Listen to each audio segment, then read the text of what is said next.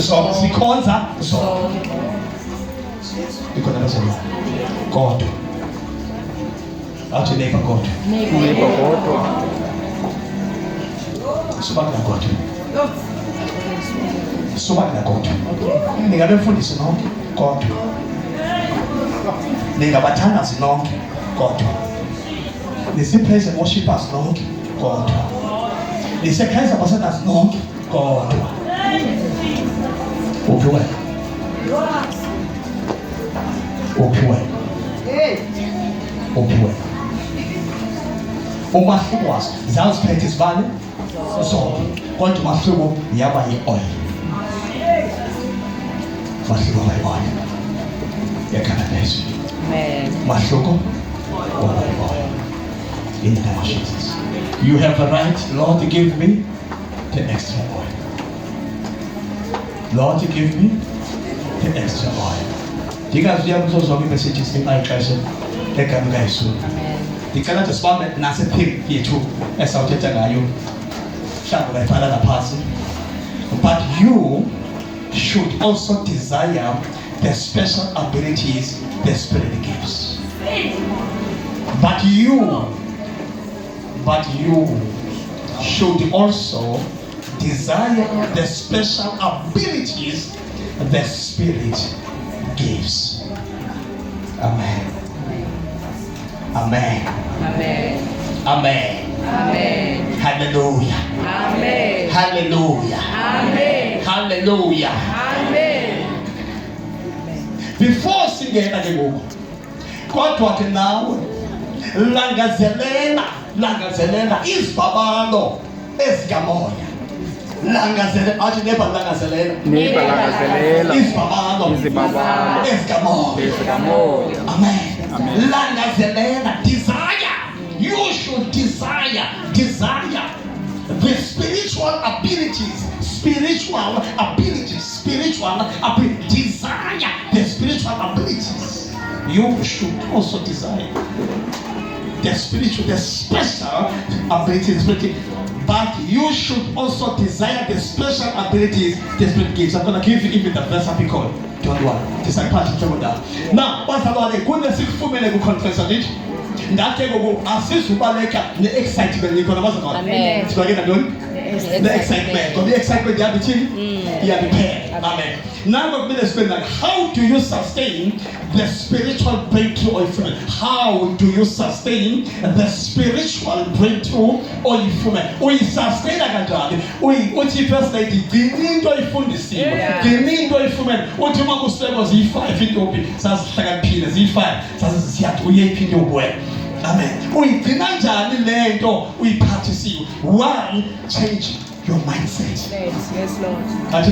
One, change your mindset. The way you think. The way you think. Change your attitude.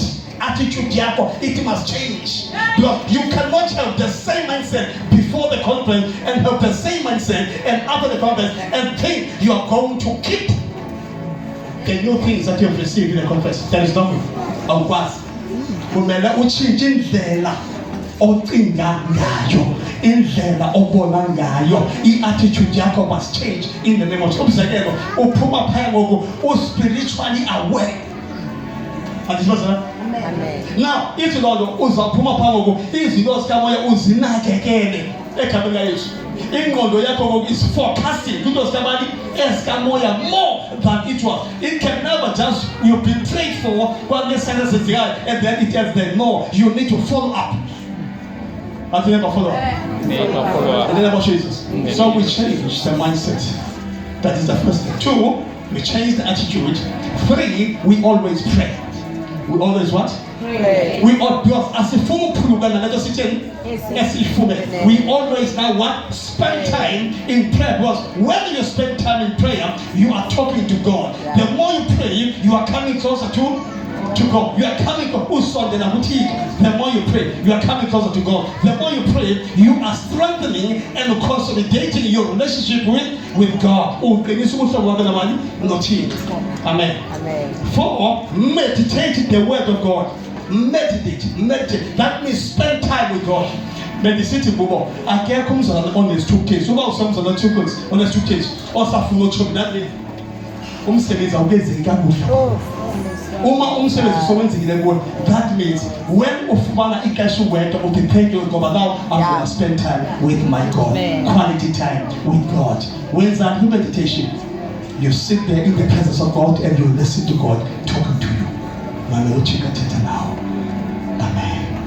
Unezwe ezenzekayo kula period of meditation and other things like this. And this was to go through something, but you meditate, you spend time with God. Amen. You always think about God. Always think. When one was typing, you think about God. That means you think about the messages, you think about what God was saying to you, what God has said to you. Meaning that you are rewinding what happened to the conference. Rewinding what happened even before, or even before the conference. That means you always rewind. Tunasema when we cassette. We cassette. We press rewind. We tape record. Rewind. Rewind. Now it's a time to play a what? A rewind. Only the man do it. Rewind. Play the recordings in the name of Jesus. Amen. Unala period uzaulala ngayo seqiniso bana mhlawumbe sowedwa. That period spend it thinking about God. That's why they put kakubi ngoba kula period nikhenge movie benizibukele nikhenge into benizibukele. Forget about those things. Think about God. Uzawuphupha inkonzo, uphupha uhlabelela, uphupha uthandaza. Amen. Nenda ngiyabona sivuke kuthiwa sihora ngibuyela kubukela la. You watch ihora uzaphupha ihora uthi uyathakatha uyahora ukubukela. Now it's blocking the spirit of God kuba sisebenze there. Amen. And phungula chief masala.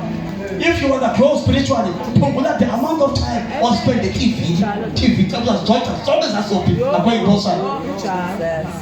Many valuable ngaba nikhitha kuyi. Oh dibone ko ku WhatsApp. Oh share the system of God. Everything ayini umsemelele. Yeah. There one of them sitting someone, colonize there someone. We do a coop up with Stadium Canada, I do a coop up with status. Once was our family that we will is blocking the spirit of God must be said in that way. Nicole, Saga Sunday Sable News to Sunday Kiwi, Mambo, Mamba, Mamba Taffy. Dalaka, we talk about a match from Taffy. I'm calling. Seyo kusoleki washobenza umthandazo nikhona mase fika kudlala uthela phaya opho fika uphoda kanye kudays kwezinjalo amakhona khawuzana lapha in phaka ubhodo kule but yenothela nalo phakathi ubhizi la mama nguthela strong abantwana balapha enamanyala lana lo mama is commenting sikhona sigabe bhutsi sizokwazi ukuthi umthandazo weba wathela waphela. Into engeke kabuhlungu apho yabanyoni uba ndiwezi ixesha lam ndiyamshika izam ndizokwazi ukuthanda zokuleka kandifika apho kwabhizi utheyila and lo mama is commenting abantwana abangaka bakhona you ayikho into zokutheyila yazikutheyila ngoba no-prayers njalo ngiyabona kuyi ubatsho but yale xa uthanda any character and then le akayithanda. Oh Jesus. Yathi kaphela la bakalothi ke banithi bafundisi sewazi ukuthi bathanda ngathanda zazinike.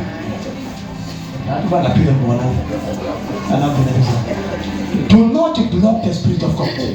Do not block the spirit. Allow the spirit. You never can learn one way and to learn. Jambulenda is doing the operation up. God, I feel going to someone Taylor. And I was to say it. Because you is occupied what he is. Amen. Hallelujah. Amen. And we must have the confidence that whatever it was said during the conference, it is done. And it is done. We must have that confidence. Whatever it was said in the door, that means you're a millionaire. You start to say, I am a millionaire. I am a millionaire. Whatever that was said, that was declared over my life, I am that thing. Amen. Over 20 people say, I am healed. It doesn't matter, I still feel the pain, but the word of God said, I am healed, so I am healed. In the name of Jesus. I'm just trying to be fast. Keep on reading the Bible to hear the word of God. Keep on reading the what? The The Bible to hear the what? The Word of God. Pray more for strengthening your connection with God in the name of Jesus. Okay, we start about meditating. Keep on doing your fastings. And this will let you do it. I want to see a fast evangelism. Amen. Amen. Amen. See a chilling Siapa over trouble, see a fast, that means I see asifas. so fast. Dear God, guys. Amen. Thank you, Lord. See somebody learn how it, but you should also desire the special abilities the Spirit gives. See a Corinthians. 1 Corinthians. Chapter 14. Chapter 14. Thank you, Holy Spirit.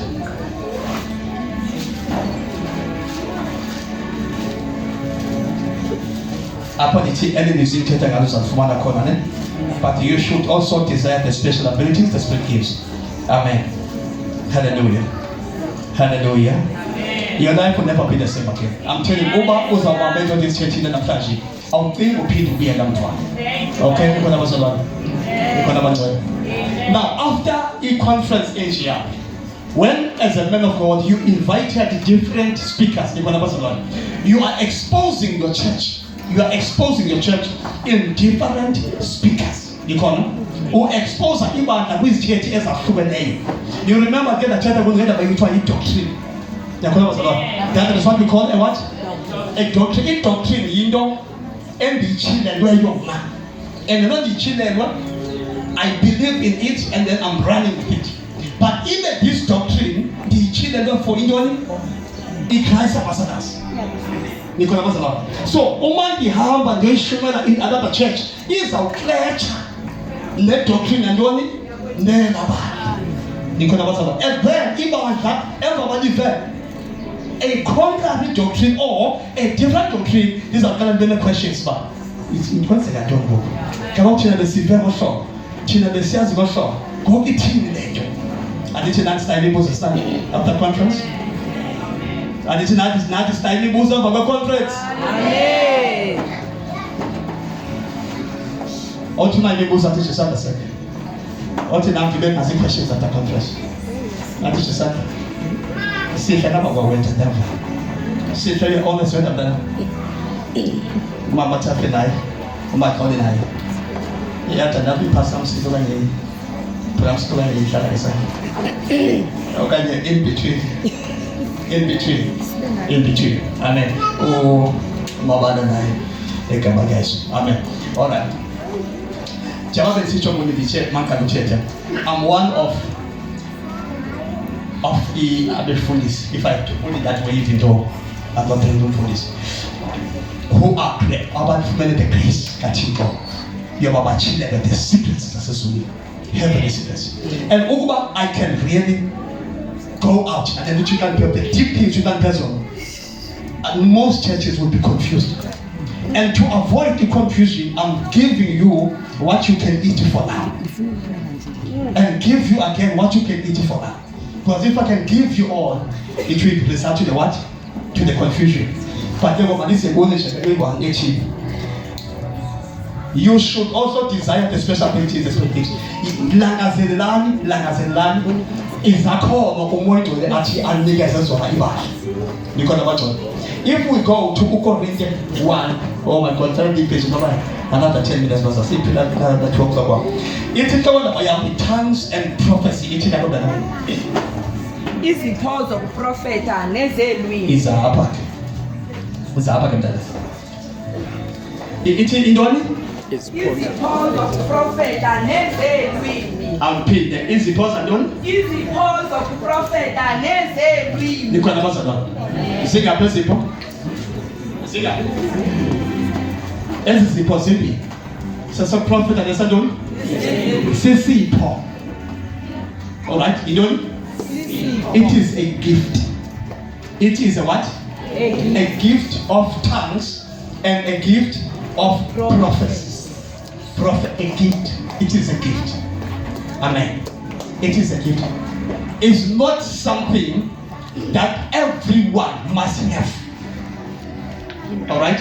But it is a gift for a particular people. The gift of prophecy, it is a gift not necessary for everyone to what? To prophesy. Alright? Let's go. Let love be your highest goal. Let what? Be your what?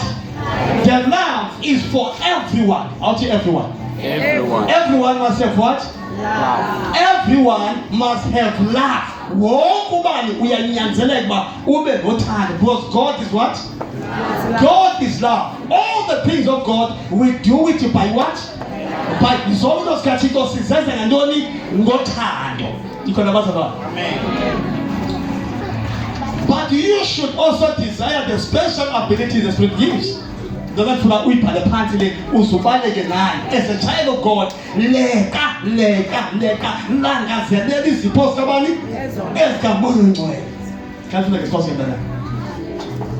Verse 1. yes, Phuthumani uthando olo. yes. Nibe kodwa nizizondelela izipho ezizezomoya. Nizizondelela. Niyazizwa yitheni? Nizizondelela iziphiwo zikabani? Ezikamoya. Why athi nizizondelela? That means awungeke uyazi uba ndiphiwe ntoni. Ukuze uyazi uphiwe ntoni kufanele uthini wena? Uzilangazelele. Yabona mo? That means uvula inhliziyo yakho. Amen. Open your heart, open your mind, ulangazelele. Ngokulangazelela kwakho uyathini? Uyafumana. My God. Nikhona bazalwane? Amen. Nikhona? Amen. Omnye nomnye kumele abe nesipho sikamoya. Omnye, if you are a born again Christian, you must have a spiritual gift or a gift of the what? Of the Spirit. You must have it. Amen. Masabe ngebaba. Mbele ngesikhosi. Ngokukodwa ke ukuba ni prophet. Imali. Eso kuphela sipika prophecy. Andiva. Ngokukodwa kuba nithi bazalwane. Andiva. Ngokukodwa balithini? Ni prophet. Ingakumbu prophet. The bigger gift is prophecy. The bigger gift is what? Is prophecy, because prophecy is building the church. Prophecy is benefiting the church. Benefiting the church. Nicole? Amen. Amen. All right. Masiya na. Ngokukodwa ayidoni? Prophet. Verse 2. Yes. Kuba lowo uthetha ngalulwimi lumbi. Ngoba lowo uthetha ngalulimi, that means ngethanks. Kunento ezimbili. There are tongues and there are languages. Amen. Amen. There are what? Tongues. And there are what? Language. Languages. There are tongues, there are languages. Umoyingcwele zizinto zigodlwe nguye, ziphethwe nguye. Amen. Umoyingcwele uphethe ii-tongues, uphethe languages, uphethe prophecy. Sisezo sikhankani ubhekeza. Kanti ndiphi abaniyegqibile? Kanti ndiphi? Nyanzaba ndiphi? Amen. Kufanele iphume libahle man. Amen. Kufanele njani? Siba. Liba njani? Siba. Iphume libahle egama leso. Utata wethu ngeke nilahla umntaba. Awumntaba lena. I'll always lead you. Uthi njalo ndifuna abanusi abazawunusa izimvu zam emadleni nahlasa apho kho amanzi khona. I will never mislead you in the name of Jesus. I always say whatever will teach you is in the word. Amen. Andizuza nento abendidingicingayo uba ivelaphi. It's in the word, iseswini ngegama leso. Now, two things. Tongues. The second one, languages. Languages. Unoba nithi kuhlala phansi phela sabani thifuna. Manje niphekile bazalwane. I-Afrikaans idoba mosbe. Ndiyazi esikolweni nokhekha. Ekhan dor. Ekhan bedit. Yawa ndiphethe ngethi inceda dlali bethe esikolweni. Kuthiwa isekithole ndithi hayi into zamezo. Ngithi nje khekha, ngithi ndodoka. But zange ndikwazi ukuba ndithethe. Why? Ngoba ndikhule bona xesha le-apartheid. Yathi xa sasirhatyuliswe emzabalazweni, i-Afrikaans kwathiwa it's a symbol of apartheid. And then kwakhelwa ukuthi inzondo masizonde Afrikaans. So I hated the language Afrikaans, ndayizonda ubomi bam. yithi kathiwa egama lithi bus mawuthi bus uthetha uthi mlungu wami nkosi yami kumkani yami ndibuse ngapha that amaphela ithi bus emlungwini akuzange le bus emlungwini. I refuse to say bus. Now the language Afrikaans ithe nakusindiswa ndayirhala ngekweyi-1 ndifuna ukushumayela ke ngoku iwazi uthi konke ke Mosambiki yini ba ndisebenza eHapa. There was uBerge soba ndibeke ogama kulo mzalwane lo but wayekuBerge ke boss wayelala phaa into eHapa elala phandle. Ndiyamrhalela ndifuna umqala ngoYesu uba angamnceda kwesimo kuso akayazi do i-English nowathwethu esidisi tu wazi nje Afrikaans bangathi i-English cwakhe. Nkosi yami sathi ngiyibona athi ya se bazala umuntu ndoda uyapha abantu language kwaba nobusuku obubonke ubusuku uyathetha ke nami lento ngayivayo andimvuba uthi but one evening nangu lo mzalwane ndikhona moya ndiyaphuphuka taka ndibona athi komiso Afrikaans data. Was the one? They can't Afrikaans they come back and Aba ngathi uyaphendula Afrikaans ndimuthi yonke nasenza ithethe. That's not Nigeria. Nasenza ithethe. Ndikhuluma ngathi sayigqiba twinqo yethu nabampesi Yesu ndaphandazela. Ngengomso ntoya Afrikaans emkile wakho. Ndiphiwe ngobongcwele ngena xesha. Amen. Ikhona basela. Ndiphiwe ngena xesha. Egama laYesu. By the day of Pentecost, it says in chapter 2 from verse 1, uhlala kwakulusuku lePentecost. Abazali bahleli egubhini eliphezulu bemqhelumnye ibandla likaThixo, malifundo zikaThixo bemqhelumnye bazalwane. Bemqhelumnye ibandla likaThixo, bemqhelumnye egubhini eliphezulu, bathe besathandaza wehla. For the first time, umuntu wena esihla phezu kwebandla. Uthi mayehla phezu kwabo wehla ezi-languages ezingathi ngumlilo. Languages. Nikhona bazalwane. Amen. Zangena ngaphakathi kwabo. OPeter babathayo babezimele because babengamaqhalo oPeter. Besoyika amaJuda efuna ukulala. But yathi kwakuhlobo engcono phezu koPeter. OPeter banamandla. OPeter banesipiti. Baphuma oPeter bayababani babalele. They went to them. OPeter bethetha against the language. Another languages. Not tongues. But it was languages. Atamapesi, thina mapesi bahambeni eJerusalem siva lamadoda ngamaJuda ethetha ngeendimi zakuba wethu.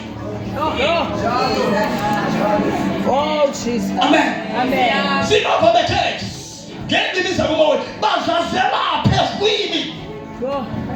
Kanti abanyeli lapho ababanyeli eyi-1 swazuphe eyi-1 no it was not a wine, it was the Holy Spirit. Ngenxa yemungcwele owasebenziswa Peter bethetha ilanguage zabo kwasindiswa 6,000 yamadoda just that day. 6,000 yamadoda in the name of Jesus. That's why ithi into ndaba zondelelani izibhabalo zikamoya. Zondelelani izibhabalo ezikamoya. Amen. Basabantwana ndifuna now I release basana phezu kwebandla. I release kwebandla esashunyela mpha umhayi uthi the languages are so important because the languages are benefiting the church, are benefiting the community. Amen. In the name of Jesus. So ebabinena bakutheni sikhumsha bekayo sikhumsha baba international ngoba kukhona base sister sizwe yabona sister sizwe isilungu sifunde lapha engasasi sizwe nasendodo esingesi babapha buske namhlanje sizwe yakhumsha isonde lapha namsondelela keep on speaking English ukhona pia khona in the name of Jesus. Amen. Ndiyakhawulezisa izabukana bisi verse 2 kuba lowo uthetha ngalulwimi lumbi akathethi bantwini. I-tongues ke ezo not languages, the tongues.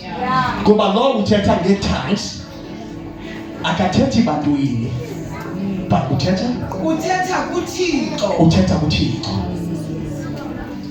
Kuba akukho namnye umvayo. Yes. Kodwa ke ngomoya uthetha imfihlelo. Kodwa ngokomoya uthetha ntoni? Imfihlelo. Yes.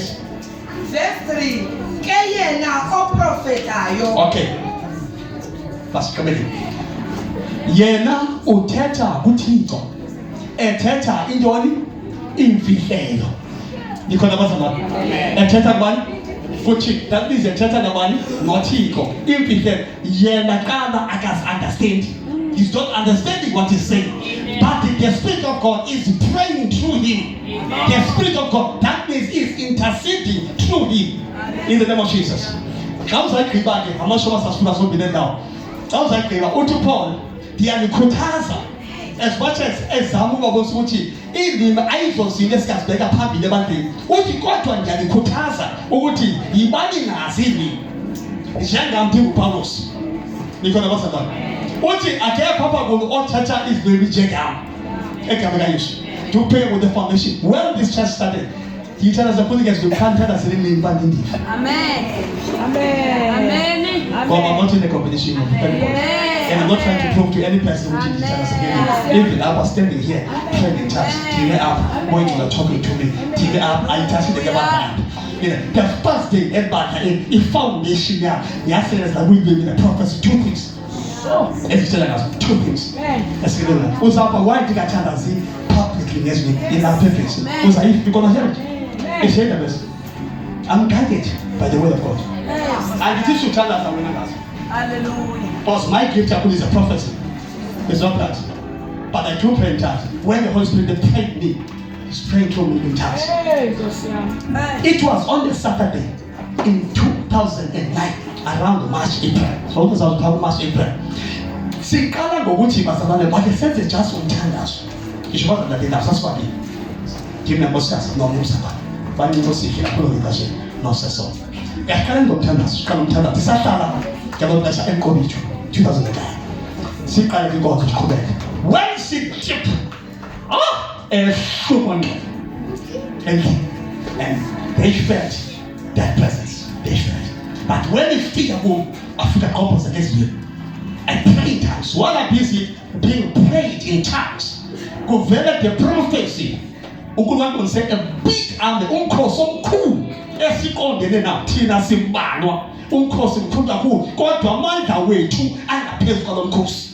As much as umkhosi omkhulu simbalwa but amandla wethu esinawo angaphezulu kwalo mkhosi. And sasingena ngapha kwa sasukhetha. This is what we are doing. We are overcoming the enemy in the name of Jesus. Everybody position to overcome the enemy. I will say amanye babasa gothi. Baba say amanye bazana gothi. Thina si position to overcome the enemy that is fighting against the church in the name of Jesus. Someone shout amen. Amen. Someone shout amen. Amen. In the name of Jesus. In the name of Jesus. Number 2, another day, 2009 or 10, I was praying. Now, what's that? Sizonala. Asiyenze impazamo amasebenzisathanisa ngikho labazana. Ungaziyenze nompazamo la utheni ungathandazana. Kwasiyazama usobisi next to me. Apostle Paul Sophia when I was busy praying, kwavela kwaqhaqa athethe kwambona mhlelo kwavela kwaqhaqa nalo kuyithetha ukuthi kungavuleka isifubeni sakho uyakubona everything that you said is under this anointing ngekhawashi kwaqhaqa kwavula makuvuleka phakathi kwaphuma inamba kwaphuma inamba waphuma wamde waphuma wamkhulu wayevofika the voice changed izwi nami la change okwathi usisinosipho tata divele izwi phuma phakuwa thina senzeka yaphezulu kwaphuma another voice, strong voice, like the voice of a lion roaring when I was praying. Unkosikazi stopped it. She stopped it because she heard the voice but she couldn't see what was going on unto me, but she heard the voice and she was afraid or eager because of the presence of God. Cannot answer kwakuphume the inner man. Inner man, we are poor. You remember, the full second cool about the manifestation. The manifestation, your butiko. And I see the day whereby up in this church, or see move was alone, or see take it. I'm going to bumble in a minute.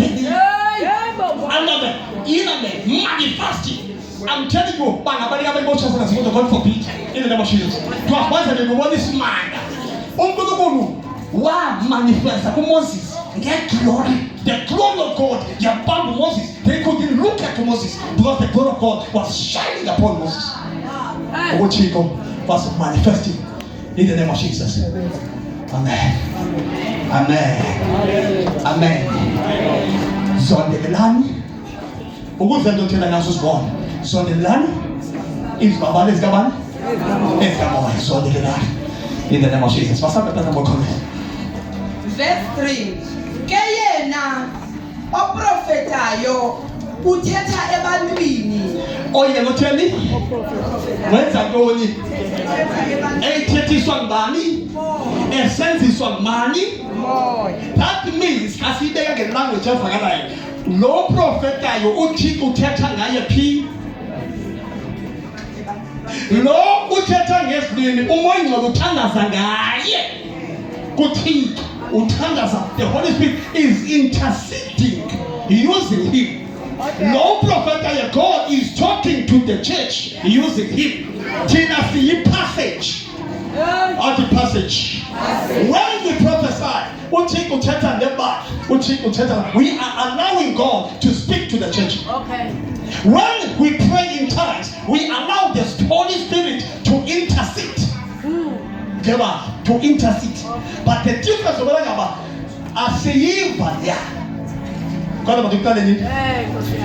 is ziyatholikwa. Ayona nje batholikwa. Ziyatholikiswa. Izibhebhe ziyatholikwa. There is a gift of interpreting tongues. Gift of interpreting tongues. If I get in the church that can interpret the tongues, then the word of God says, be quiet. Imata batini, baliti toa. I put that straight on the Oh yes. Amen. Amen. Hallelujah. Amen. But Exodus is also the day. The Adukutas want to change my sabane. Amen. Ke yena oprofetayo uthetha ebantwini. Ulwakheko noyalo. Ulwakheko noyalo.